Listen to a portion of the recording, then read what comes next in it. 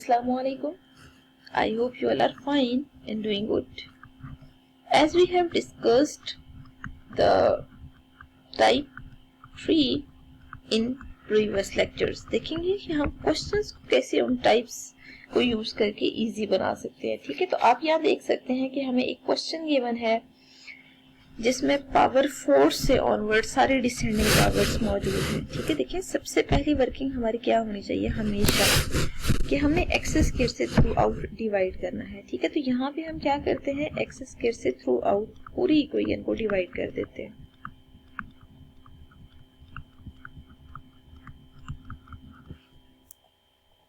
Divide करने के बाद हमने यहाँ पे सॉल्व करना है मजीद। ठीक है, मतलब इन पावर्स को जितनी पॉसिबल है ना कैलकुलेशन, वहां तक हमने सॉल्व करना है।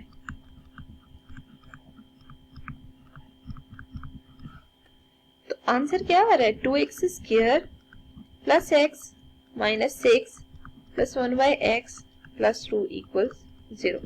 ठीक है, अब यहाँ पे आप अगर एक्स स्क्वायर वाली टर्म्स देखें ना, दो आ रही हैं और दोनों में मतलब ये दो टर्म्स आ रही हैं। ठीक है, इन दोनों में 2 कॉमन आ रहा है, तो यहाँ पे x square plus 1/x square लिख दे और एक्स वाली टर्म में कुछ भी कॉमन नहीं है तो 1 तो आप लिख ही सकते हैं। ठीक है, ना भी लिखे 1 कोफिशिएंट तो ऑब्वियस होता है। ठीक है, अब आप ऐसा करें, लेट कर दें यहाँ पे x प्लस 1/x को, x प्लस 1/x को जब आप y लेट करेंगे ना, तो इसका मतलब ये है कि आपने इसी के ऊपर स्क्वायर अप्लाई करना है।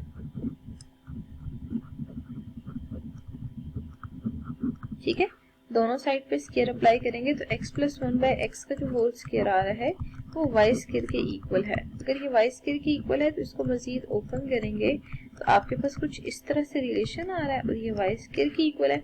It means x square plus 1/x square की जो वैल्यू है y स्क्वायर माइनस 2 के इक्वल आ रही है। ठीक है, इन दोनों वैल्यूज को ना उठा के यहाँ पे a में पुट कर देते हैं। a हम इस इक्वेशन को मार्क कर लेते हैं, 1 और 2 से वैल्यू यहाँ पे पुट करते हैं a में। तो जब आप वैल्यूज पुट करेंगे ना तो नेक्स्ट पेज पे मैं लिखती हूँ कि कुछ इस तरह की सिचुएशन आएगी, 2 into Y square minus 2 plus Y minus 6 equals 0। Means you can see here कि मैंने x प्लस 1/x और x square plus 1/x square की जगह वैल्यूज पुट की हैं। ठीक है, अब हम क्या करते हैं कि मजीद ओपन करते हैं, ओपन करके अगर सिंप्लीफिकेशन पॉसिबल हो तो सिंप्लीफाई करना है। ठीक है, तो यहाँ पे 2y square plus y minus 10 equals 0 आ रहा है। ठीक है, अब यहाँ पे ना दो ऐसे नंबर लेने हैं जिनको मल्टीप्लाई करें तो माइनस 20 आए, ऐड या सब्ट्रैक्ट करें तो यहाँ पे y आंसर आए। ठीक है, तो यहाँ पे हम क्या कर रहे हैं,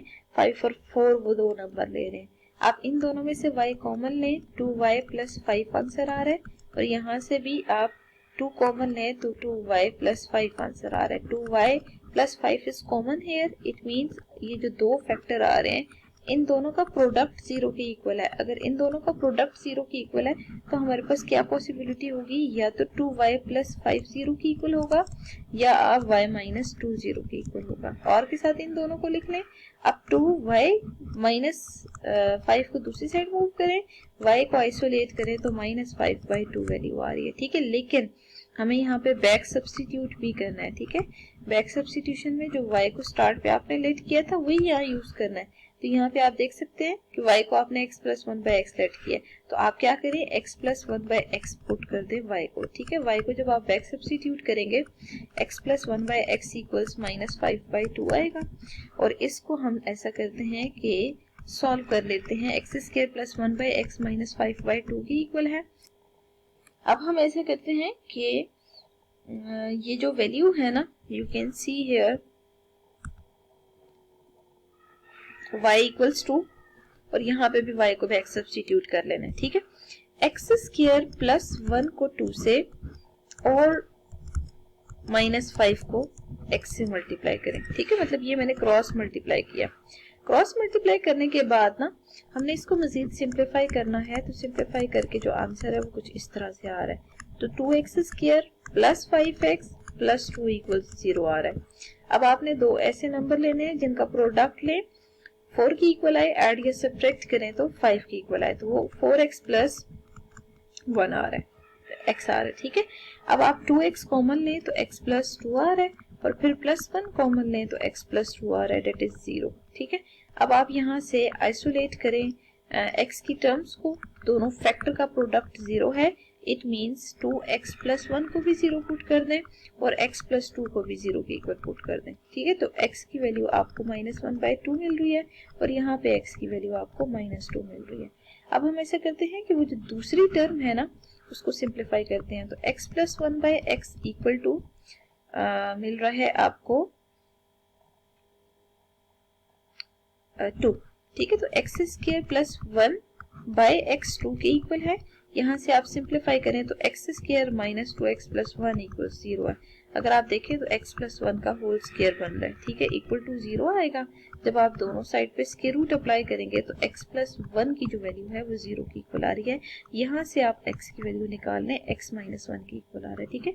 यू कैन सी हियर कि आपने जो वैल्यूज फाइंड आउट की हैं उसमें 3 वैल्यूज आ रही हैं और उन तीनों में रेपिटेशन किसी में भी नहीं है। इसका मतलब ये है कि डायरेक्ट आप लिखते हैं कि सोल्यूशन सेट -1/2 -2 और -1 की फॉर्म में आ रहा है। इसका मतलब ये है नॉट -1, यहाँ पे हमें माइनस साइन लगाना है, ठीक है। तो फिर ये जो x की वैल्यू है, क्योंकि x माइनस 1 का होल स्क्वायर फार्मूला कंप्लीट हो रहा है ना, तो x की वैल्यू जो है वो पॉजिटिव आ जाएगी। तो देखिए टेक्निक सेम रही है कि हमने सबसे पहले x स्क्वायर से डिवाइड किया है, डिवाइड करने के बाद जो आंसर आया है उस आंसर को प्रॉपर हमने आगे यूज करना है, बैक सब्स्टिट्यूट करना है, ठीक है। बैक सब्स्टिट्यूट करने के बाद जो वैल्यूज आ रही हैं वही फाइनल आंसर को रिप्रेजेंट कर रही है, ठीक है। तो यहाँ पे आंसर जो है हमारा x की फॉर्म में आ रहा है। x की जो तीनों आंसर है हमने सॉल्यूशन सेट में लिख दिए हैं।